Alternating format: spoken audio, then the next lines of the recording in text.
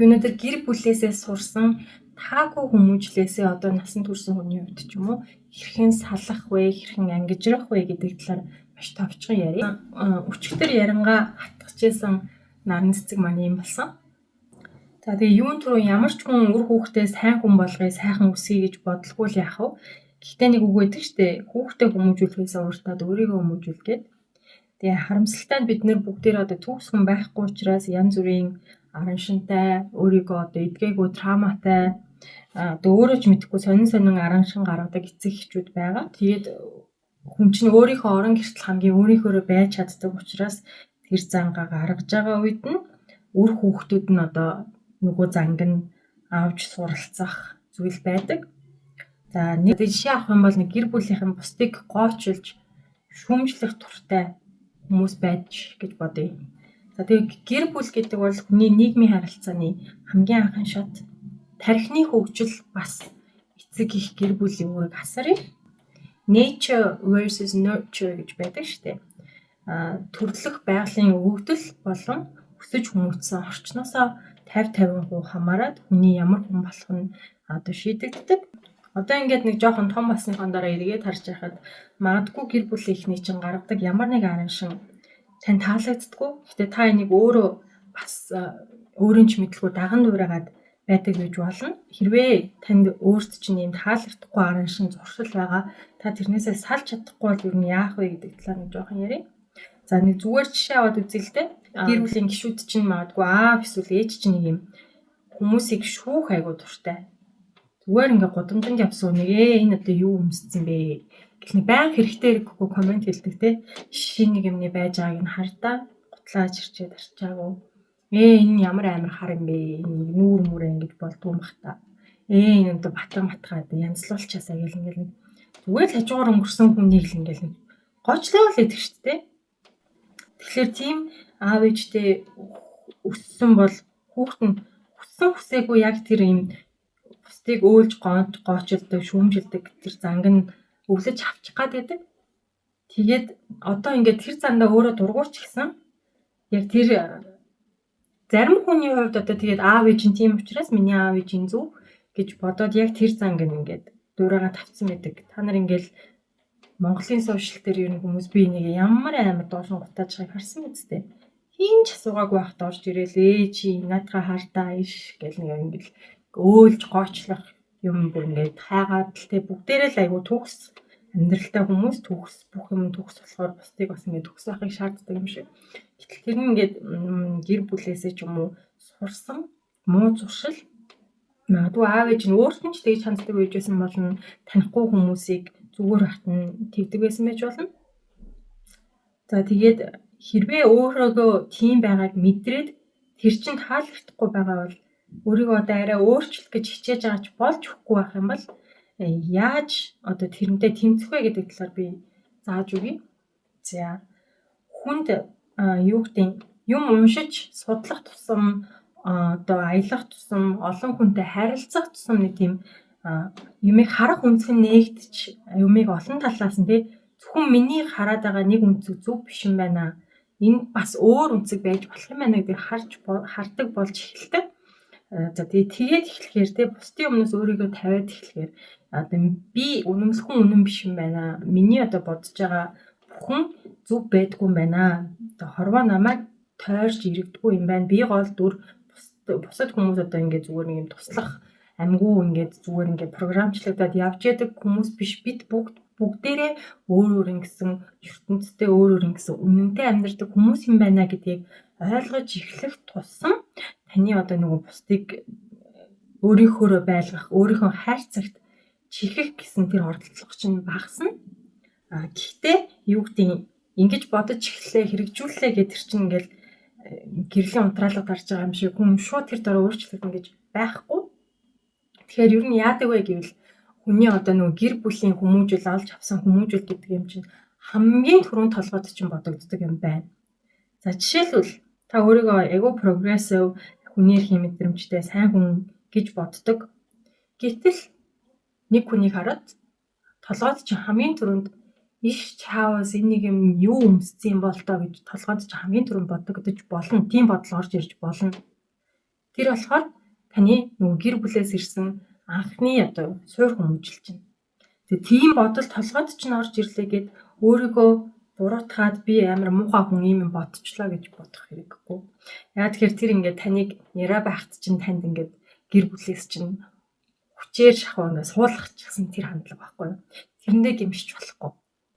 Racist буюу арьс өнгөөр ялгуурладаг айлд төрж өссөн хүн том болоод ухаарад ингэж болохгүй хүн бол хүнээрээ байдгийг ойлгосон ч гэсэн одоо өнгөт арьстай хүнийг хараад хамгийн түрүүний бодол нь вау өнгөт арьстай сонин хүн байна гэж бодогдож болно. Аюултай ч юм уу. Гэхдээ тэр бодлоор өөрийгөө дүгнэж өөрийгөө буруутгаж гэмших хэрэггүй. Харин юу зөв бэ гэвэл тэр хамгийн түрүүнд үсэрч орж ирсэн эхний бодлын дараа өөрөө няцаах хоёр дахь бодолтой байна. Би танихгүй хүнийг яагаад шүүмжилчих вэ? Энэ хүний өмсөн хувцас надад ямар хамаа байх вэ? Энэ хувцас нь өөрт нь таалагдчихвэл болоо шүү дээ. Энэ хүн ямар өнгийн арьстай байна? Ямар ялгаатай юм? Арьс бол арьс хүний биеийг гадны нөлөө халуун хүүтэн агаар нар салхинаас хамгаалдаг арьс. Тэр ямар өнгийн арьстай байх нь надад ямар хамаатай юм? Бүх арьс гоё өнгөтэй. Ийм байдлаар өөрийнхөө толгойд хамгийн түрүүнд орж ирсэн тэр бүдүүлэг одоо ухамсарт бус бодлуудаа мэдлэгтэй баримттай шинжлэх ухааны нотлогоотой тэгээд хүнлэг нинжин хүний эрх мэдрэмжтэй бодлоор дарж сурах хэрэгтэй.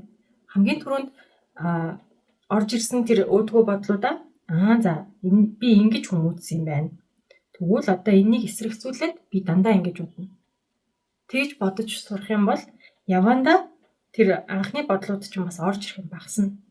Жишээлбэл ингээл нэг эмэгтэйгийн ер нь монголчууд эмэгтэй хүмүүст аюулгүй муухай хатуу ханддаг эмэгтэй хүмүүнийг ингэж бөөнөрөө гоочилж, доромжилж, гутааж бай санаа намардаг.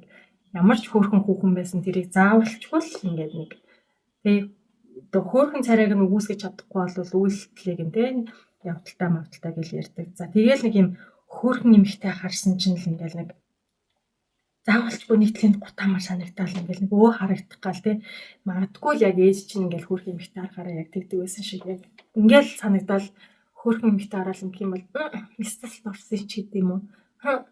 Энэ чинь тэгэл ийм л байсан шүү дээ мэднэ гэсэн бодол орж ирж байгаа бол. За тийм бодол ороод ирэх юм бол шууд дараагийнхаа бодлыг өөрөө шийдэх ёстой. Тэр чиний яг жинхэнэ одоо хин бэ гэдэг чинь тэр хоёр дахь бодол нь болох ёстой байхгүй юу? Би яагаад энэ эмэгтэйг ингэж бодчихвоо? За мис цасл хийлгсэн байсан ч гэсэн энэ үнэхээр үзэсгэлэнтэй сайхан харагдаж байна. Энийг би хүлээн зөвшөөрөх ёстой.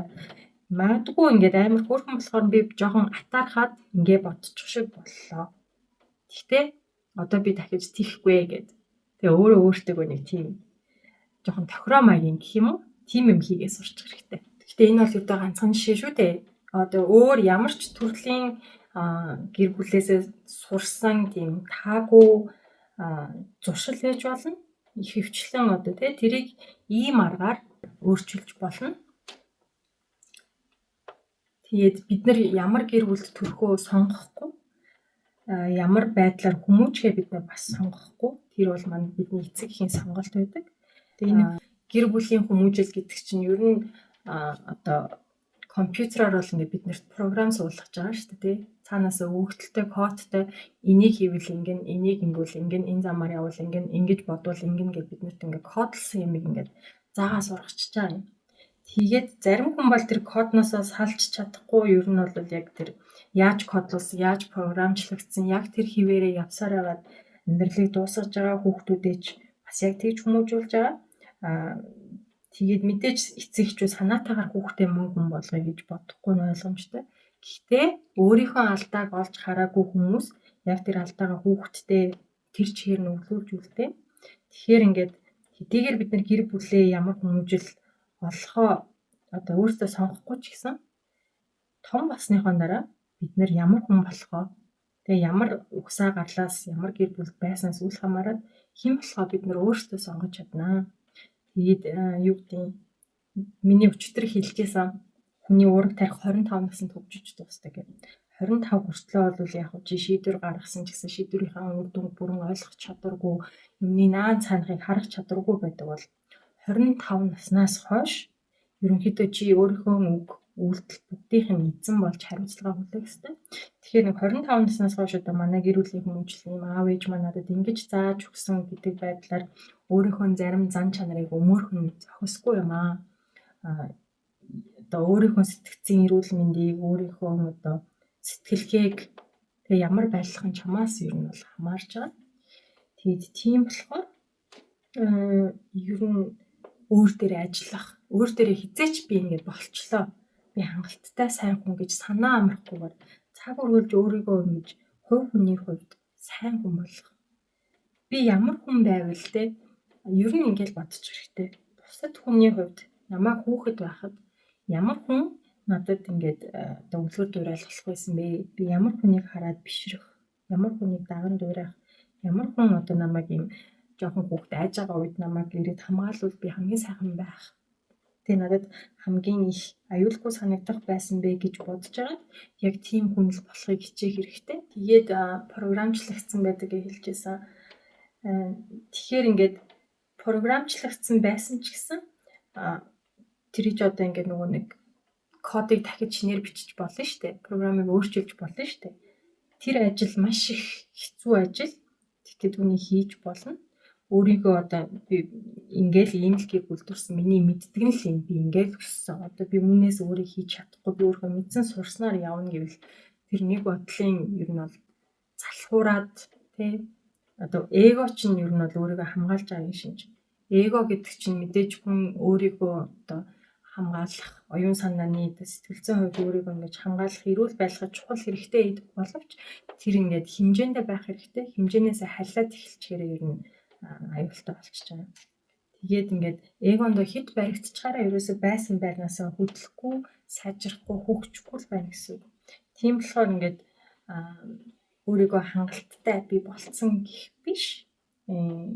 Болж өгвөл ингээд дандаа хөгжүүлэхийг хичээгээд тэгээд өөрийнхөө одоо байж болох хамгийн сайн сайхан хувилбар байхыг хичээгээрэй.